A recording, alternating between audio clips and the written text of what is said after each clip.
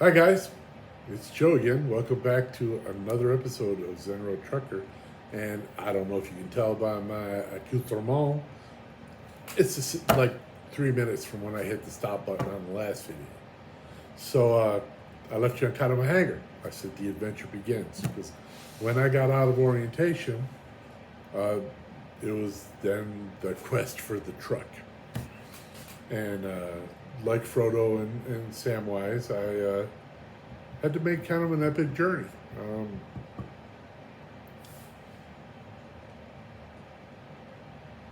I flew from Minneapolis to Chicago to Traverse City, Michigan.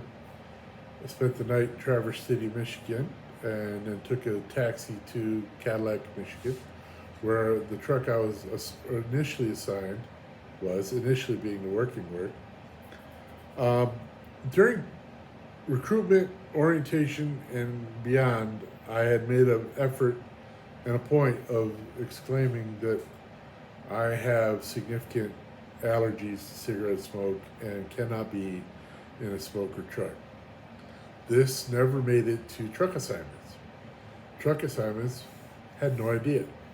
Assigned me a truck that had been a smoker. Not only had it been a smoker, but a really bad smoker. The truck was trashed on the inside. It was the nastiest thing I'd seen in a long time.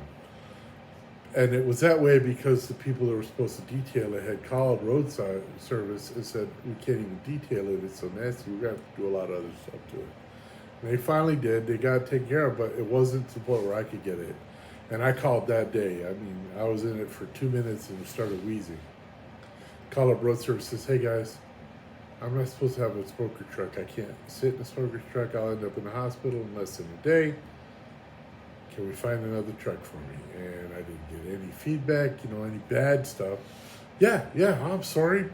I didn't even know that. I didn't know it was a smoker truck. We really have no way of tracking who was a smoker, who wasn't. I understand it. And I also understand one of the things about going from a mega carrier to a family operated place is a mega carrier generally has a lot more trucks sitting idle because they have a greater turnover and they have a lot more trucks to choose from. Being a family-owned operation and doing things to retain your drivers, you don't have that paddock of trucks available just willy-nilly. I'll give them this one or this one or this one. They had to actively go out and find a truck for me, and they did. And I was in Cadillac for a day and a half. They found a truck in Beaufort, Georgia, being repaired. That was a non-smoker truck. They found that out. And they said it'd probably be done Monday. This was probably Friday by the time we're at that point. So Jennifer, my driver, my fleet manager, and I decided, why don't I just stay up here in Cadillac and get some training done before we fly me down, because the hotel in Cadillac is cheaper than the hotel outside of Atlanta. We made those plans, but they, again, didn't make it to road service. Road service, working independently, called me up Saturday morning, said, Joe, I've got you on a flight to Atlanta. Gonna have a lift coming to pick you up. Go ahead and check out of your hotel. Go on down to Beaufort, Georgia for your truck. It's ready. Well, did all that. Nice flight. All the way down. Had a great time. Get there. It's 5 o'clock in the evening on a Saturday. Nobody's there. Trucks in pieces on the ground, being worked on. Not ready. But when the Uber dropped me off there, he took off. I climbed up in the truck and sat there waiting for my ride, because I called road service and said, this truck's not ready. There's nobody here. Can you find me a hotel, book me, and get me there? And, yeah, we'll take care of you. No problem. Sorry, your truck isn't ready. We thought it was. Boom. And so I get to sit in the truck for about 45 minutes waiting for the next ride to pick me up. No problems. It hadn't even been detailed, but it was clean. And I didn't realize it at the time. I found out later that the guy who had the truck before me only left that truck because it needed to be down for a significant repair, and it was going to be a while. They put him in a loaner truck, and he volunteered to stay in the loaner truck so that I could have a clean, non-smoking truck. You know, that's just an amazing thing for somebody to do, man. And I really appreciate him. I don't know who he is. I hope one day he might see this and say, "Hey, that guy's got my truck, 205139. It's my truck number. So if that was your truck, thank you so much." So it was clean. I was able to sit in it. No stink, no smell, no wheezing. Golden. So all I had to do was wait for it to be ready. So I say, "It's not ready. I'm gonna give me the hotel." I ended up spending Saturday and Sunday night in the hotel, all day Sunday. Smallville marathon, not Smallville, but Lois and Clark, the newest one. Fantastic show. And shit. Monday morning comes along. Road service comes. "Hey Joe, check out at the hotel. Get the Uber sent it for you. Go pick up your truck. It should be ready." Check out, get the Uber, ride to the truck. Mechanic goes, "What are you doing here?" I go, "They told me the truck's ready." "No, it's not ready. We're waiting on parts to come. They'll be here tomorrow." So I call road service back and say, "Guys, truck's not ready. Rebook me in a hotel and get me over there." "We got you, Joe." "All right." So I spend Monday night in the hotel. I get up Tuesday morning, go down for breakfast, sit there eating my breakfast. Road service calls us and says, "Hey Joe, go ahead and check out, get in the car and go. Your truck's ready." I go, "Whoa, whoa, whoa, whoa. Did you call the mechanic?" "No, they said it was going to be." I said, "I'm not doing anything till you call the mechanic and call me back." Okay, I'll call the mechanic." He calls the mechanic, calls me back and says, "Hey Joe, it's not ready." I go, "I know." He goes, "Can you call and see if you can get an extended checkout?" I go, "Yeah, I can stay till 1 o'clock. I already called." I said, "If it takes longer than that, I can sit in the lobby. That's fine too." So, "All right, good. Well, do that, and we'll let you know as soon as it's done. The parts are coming in from Minneapolis. They overnighted them, and as soon as they get there, I'll have the mechanic call you." The mechanic calls and says, "Joe, we're going to be able to get this done. You can come on." So I got to go hang out with mechanics. I had them do a couple things, one of which was it had the old ELD and Omnitrax in it. And these guys are moving to a system called Samsara, which is a top-notch system. And I'll do an episode on Samsara. I don't know if you can tell, man, I'm really, really tired, exhausted. So this is Tuesday of last week. A week ago, I don't know, today's Wednesday, I think. A week ago yesterday. I pick up my truck, they finish it up, they do all the things I asked them to do there. Because it hadn't been detailed, they gave me this awesome cleaner and a box of shop rags to clean my truck. I hop in, I beat feet home, I get to Kingsport that night. I have Wednesday and Thursday at home. I take care of some stuff at home, I take care of some stuff in the truck. I put all my stuff that I'm going to take with me on the road in the truck. I don't organize it or anything. And I head out because Friday morning I had a load to pick up at Vonore, Tennessee, which is a Yamaha place. I got to meet Gabriel running the Yamaha place. Fantastic guy. I really enjoyed working with him. I think it's going to be great working for that crew down there too. Pick up my first load. It's already strapped down. Yamaha straps the boats. It's a big boat going to Michigan and a smaller boat going to Ohio. I dropped the small boat in Ohio.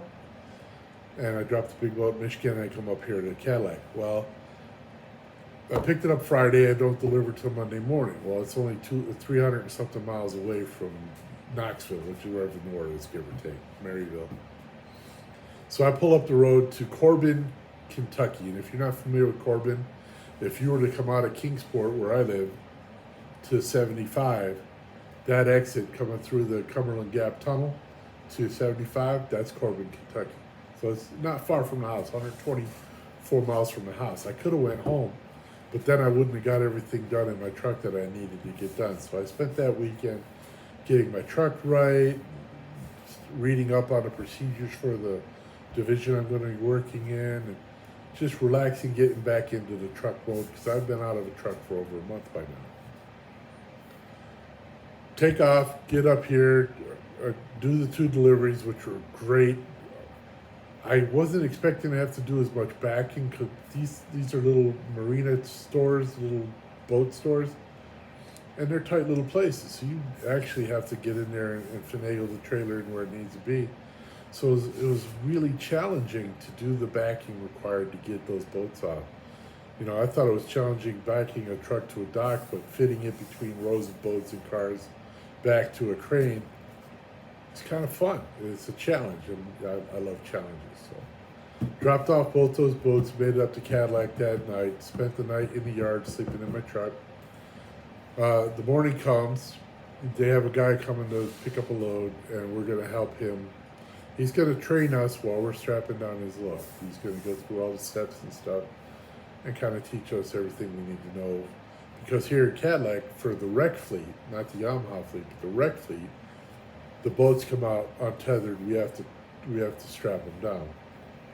And it's fairly simple and self-explanatory if you've done anything like it before, but there's some subtle nuances and things you have to be looking out for that are really important. And I learned a lot that first day. They checked me into a hotel, the Econo Lodge here in Cadillac. I had some work done on my truck while I was here. And then today went in this morning, and it was nonstop strapping, learning.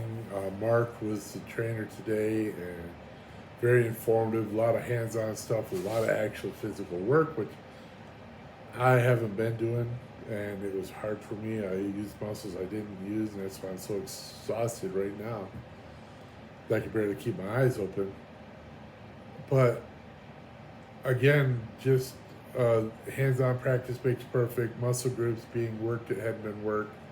The more I get into this job, the better off I'm going to be physically, mentally, and I really enjoyed doing all that, the thought process into what needs to be done. It's like playing a little puzzle game because no load is the same. And so once I get my groove and I understand it and I can do it with minimal amount of extraneous activity, it'll go a lot quicker and it'll be a lot more fun. Working to get a toolbox and some catwalk on my truck because it was a van truck. It wasn't set up for these low boys and step decks and stuff that we're using. So, and everybody I've dealt with has been bam, bam, bam. Here you go. This is this. This is this. Yeah, we'll take care of it. Here, we're going to get it to you. This is what you need to know. This is what you got to have. This is where you got to go to get it. Everything just falls into place. These guys are consummate professionals in getting things accomplished. And everybody they've put into position to teach me something actually knew what they were talking about, knew how to teach it to people, and was able to express the importance of doing it right and to mitigate the damage to the things that we're carrying. So I get to do some more training tomorrow morning. I got some final touches to get done on my truck at the shop tomorrow afternoon. I'll pick up some tools at Harbor Freight that I need for this particular endeavor, and then I should be getting a load out probably tomorrow's Thursday. I'll probably get a load out Friday morning, going somewhere cool, and I'll try to keep up with you on that one. But overall, from orientation all the way through to today, while there were some hiccups and some weirdness, it was all handled really well. It was all handled in a positive way, with retention of me as a driver primary in their behavior. So again, if you're looking for a job, you're a seasoned driver, contact me down below or email me or whatever, and I'll get you set up with a really top-notch recruiter, and we'll get you going. But I'm really happy. Cook Transportation, Cook Trucking, Marine Division.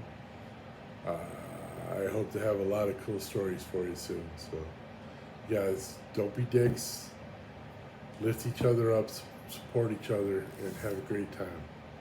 Love you guys. Bye-bye.